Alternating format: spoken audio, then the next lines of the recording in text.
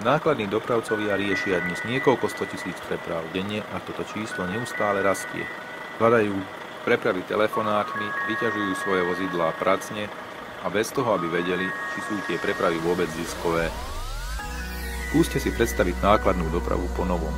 Výrobcovia kamiónov už dnes vyvíjajú autonómne vozidlá.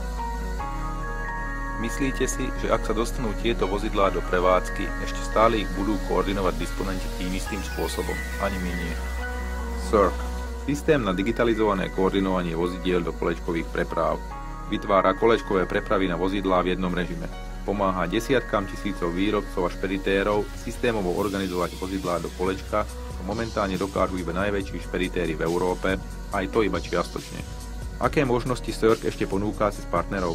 Poistenie tovaru jedným kliknutím, poistenie prepravného ako pohľadávky, faktoring alebo financovanie pohľadávok. Ako funguje digitalizovaná koordinácia? Systém spája prepravy s vozidlami nasledujúcou metódou. Dopravca zadá technické parametre vozidla, fixné náklady na vozidlo za mesiac, plánovaný zisk, polohu vozidla a krajiny, kam môže ísť. Zákazník zadá parametre prepravy.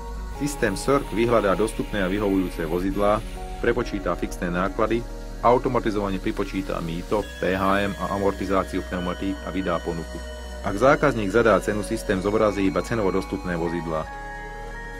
Program monitoruje náklady dopravcov neustále a zákazníkom dodáva informácie a dokumenty v reálnom čase.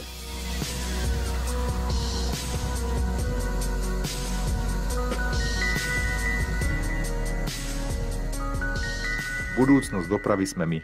Circ.